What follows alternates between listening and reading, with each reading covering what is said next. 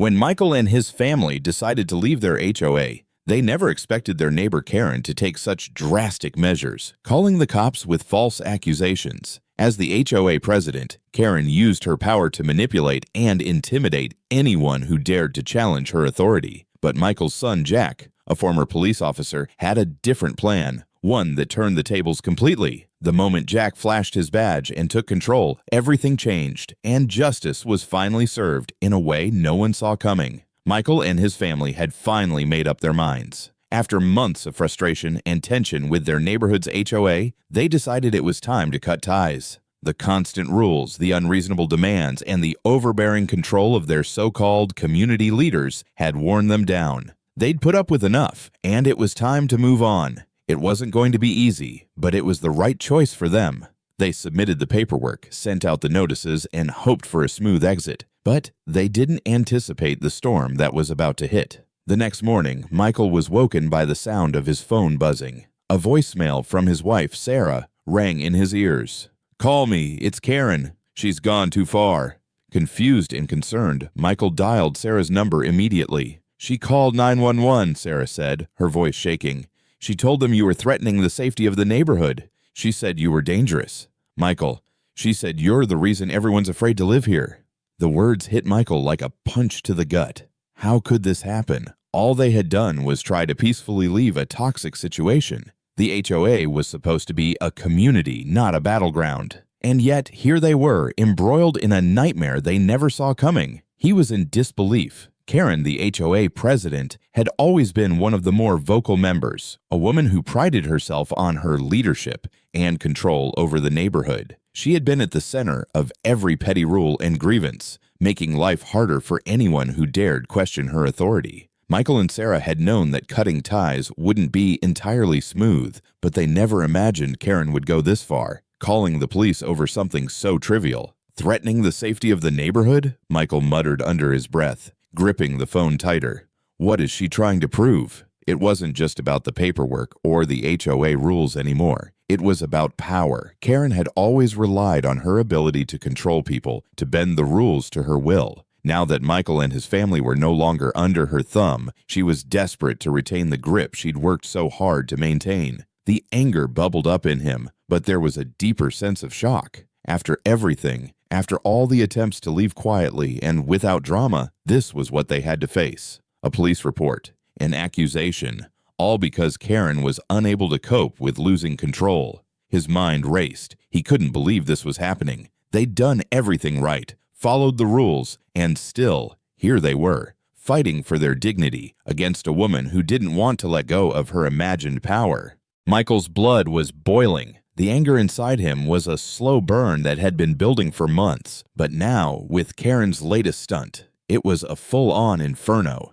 The absurdity of it all, how she, the HOA president, had weaponized her position to try and make their lives miserable, was almost too much to bear. The more she escalated things, the more it felt like a personal attack, as though everything they had endured in this neighborhood was a plan to wear them down.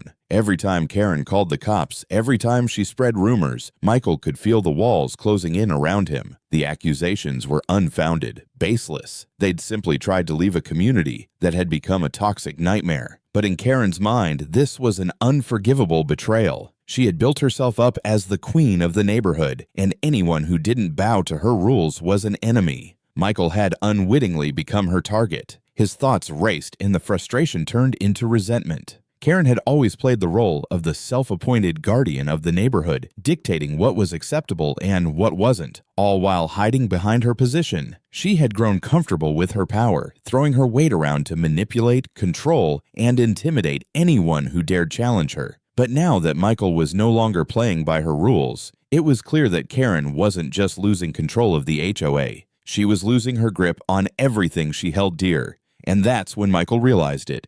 This wasn't just about him.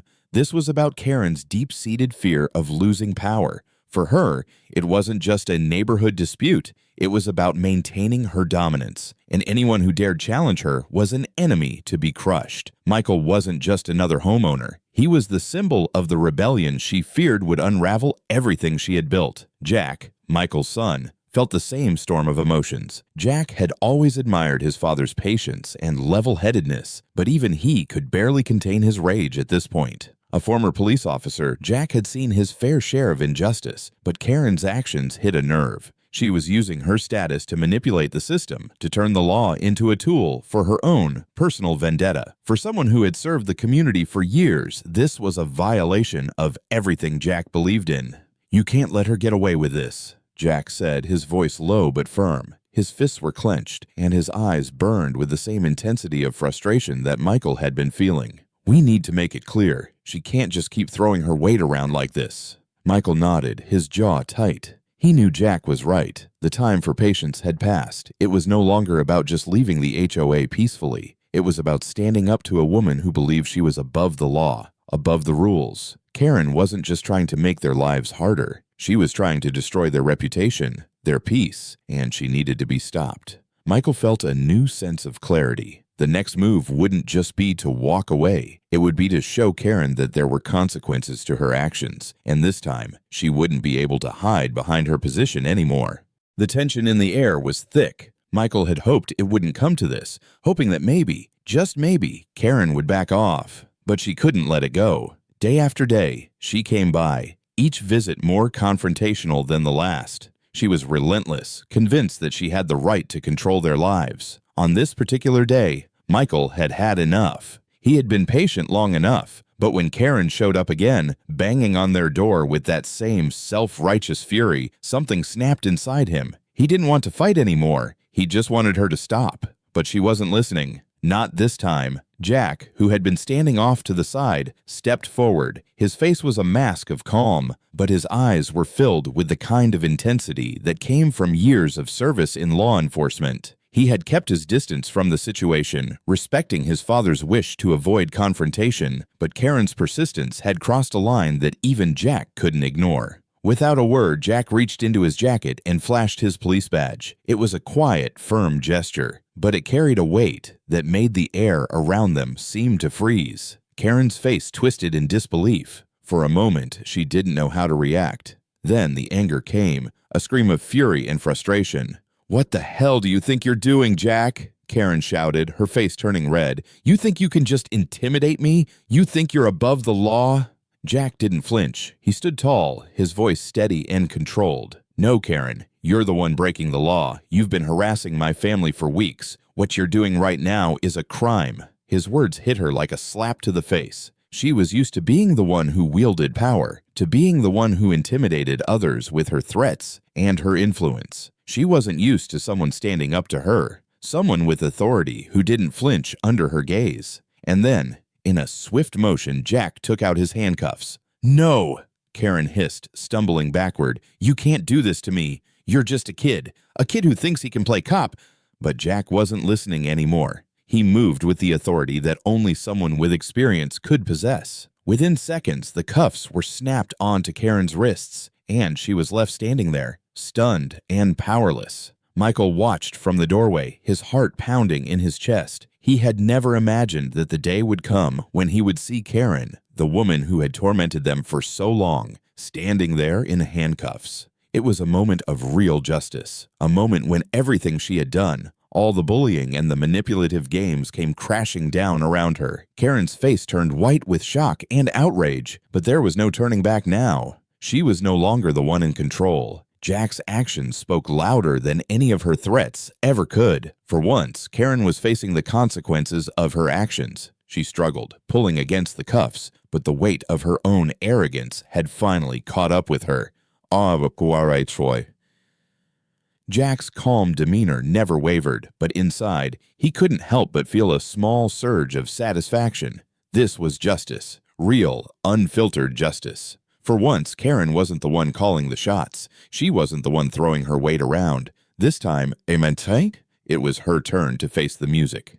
The sound of handcuffs snapping shut still echoed in Michael's mind, but it was the quiet that followed that struck him the hardest. The aftermath was almost surreal. In the days that followed Karen's arrest, the news spread like wildfire, rippling through the neighborhood, through the HOA, and even beyond. Karen, The woman who had once held so much sway over everyone's lives was now the subject of whispers and judgment. People who had once nodded politely at her, too afraid or too cautious to speak out, were now talking freely. The power that Karen had wielded so ruthlessly had evaporated in an instant. Her grip on the HOA, built on intimidation and manipulation, had crumbled. The board was forced to take action. They had no choice but to accept the family's decision to leave, acknowledging that Karen's behavior was not only inappropriate, but downright illegal. Michael didn't feel elation. There was no jumping for joy, no grand celebration. What he felt was quieter, more profound satisfaction, the kind of satisfaction that comes from knowing that after everything, justice had been served. He had not backed down, and neither had Jack. For the first time in months, the weight that had been pressing on Michael's shoulders began to lift. The constant stress, the anxiety of wondering what Karen would do next, had all but disappeared. His family had stood their ground, and they had prevailed. Karen's reprimand, though inevitable, was a hollow victory. She had been removed from her position of power, but her pride would never allow her to fully accept her downfall. That didn't matter to Michael. What mattered was that she could no longer hurt anyone, and that his family could finally move on. For Michael and his family, it was a quiet, hard-earned peace. There was no need for revenge, no need for further conflict. The only thing left to do was walk away, knowing they had done the right thing. The nightmare of Karen's harassment was over, and in its place was the sweet satisfaction of having taken a stand, of having fought for their right to live without fear. As they packed up the last of their things, leaving the house and the neighborhood behind, Michael looked around one last time. The place that had once felt like a prison now felt like freedom, and that freedom tasted so much sweeter after everything they had been through.